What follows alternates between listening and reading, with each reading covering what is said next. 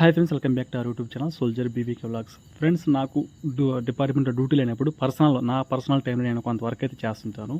So ఈ వీడియోలో నేను అది చూపిస్తాను. వీడియోని చూస్తున్న వాళ్ళు నచ్చితే మాత్రం ఖచ్చితంగా అయితే లైక్ చేయండి అండ్ మీ కామెంట్ కోసం నేనైతే వెయిట్ చేస్తుంటాను. ఓకేనా?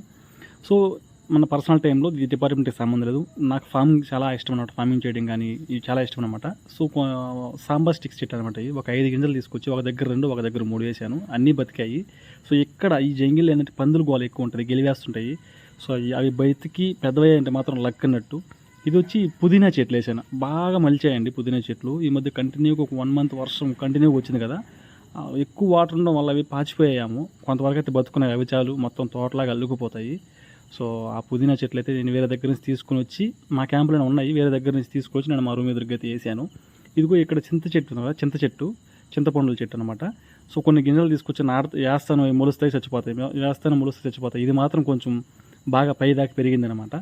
సో ఇది కూడా నేను తీసుకొచ్చి ఇక్కడ ఈ ఏరియాలో అయితే ఎక్కడ లేదు, మా క్యాంపులో అయితే. బయట అయితే నేను గమనించలేదు. నెక్స్ట్ వచ్చి ఇవి సాంబార్ స్టిక్స్ 5 అని చెప్పాను కదా, ఇంతకుముందు 2 చెప్పాను. ఇవి వచ్చి 3 గింజలు అనమాట. ఒక్కొక్క దగ్గర నాటాను. 3 గింజలు ఒక దగ్గర 2 గింజలు. బాగా వచ్చాయి, ఇవి కూడా బాగా వచ్చాయి. చూడాలి మరి ఇవేనా పందుల దగ్గర నుంచి తప్పించుకొని పెద్ద చెట్లు అదేమో చూడాలి. ఇది వచ్చి బొప్పాయి చెట్టు అండి. నేను గత 2 సంవత్సరాలుగా ట్రై చేస్తున్నాను ఈ బొప్పాయి చెట్లు పెంచడం కోసము. నేను ఎప్పుడు వేసినా ప్రతిసారి ఆ పందులు గెలివేయడమో లేకపోతే అవి గాలికి ఇరిగిపోవడము, అదేదో కుళ్ళు తెగులు వస్తుంది. సగం చెట్టుకు మధ్యలో కుళ్ళు తెగులు వచ్చి ఇరిగిపోతున్నాయి అనమాట.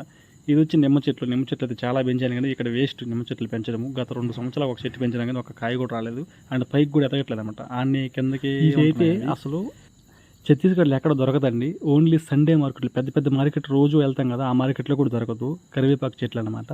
సండే మార్కెట్లో మాత్రమే దొరుకుతుంది.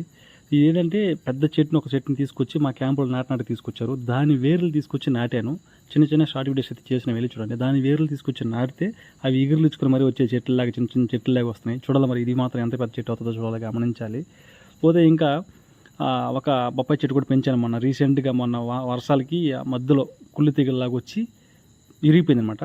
సో నేను పైన కవర్ కట్టి పెట్టేశాను. ఎందుకంటే వాటర్ దిగితే మళ్ళీ మొత్తం కుళ్ళిపోద్ది. మొత్తం కుళ్ళిపోకుండా ఉంటే మాత్రం కొంచెం సైడ్ నుంచి ఎగిరిలిచ్చుకొని వస్తాయి కదా. ఇంతకుముందు ఒక చెట్టు చెప్పిన బొప్పాయి చెట్టు సేమ్ అది కూడా అలాగే వచ్చిందనమాట. సో ఎగిరిలిచ్చుకు వస్తాయని చెప్పి పైన కవర్ కప్పి పెట్టేశాను. సో ఎగిరిలు అయితే ఇచ్చాయి. చూడాలి మరి ఇది బతికి పెద్ద అయిన దగ్గర ఇది ఆడదో మొగదో మరి అద్దె, ఇది కాయలు కాస్తుందో కాయదో తెలియదు. ఇది కూడా నిమ్మ చెట్టే. సీతాఫలం చెట్టు కూడా అక్కడే ఉంది. ఆ సీతాఫలం చెట్టు నేను వేరే దగ్గర వేసాను గింజ, మరి అక్కడ కట్టొచ్చిందో నాకు అర్థం కావట్లేదు. ఇవన్నీ నిమ్మ చెట్లు అండ్ సీతాఫలం చెట్టు గింజలు పక్కన వేసాను, ఇంకొంచెం ఇటు పక్క వేసాను. అవి మరి ఆడకి ఎట్లా జరిగేలే నాకైతే అర్థం కావట్లేదు. సో ఓకే ఫ్రెండ్స్, ఇది ఈ వీడియో అయితే. సో మీరు ఖచ్చితంగా నచ్చినట్లయితే లైక్ చేసి ఛానల్ సబ్స్క్రైబ్ చేసుకుని కొత్త వాళ్ళైతే ఇట్లాంటి చిన్న వ్లాగ్స్ అయితే పెడుతుంటాను. అండ్ ఆ జంగిల్లో దొరికే ప్రతి ఒక్క ఫ్రూట్ గురించి, కొత్త రకం ఫ్రూట్ గురించి కూడా అప్లోడ్ చేస్తూ ఉంటాను వీడియో చేసి.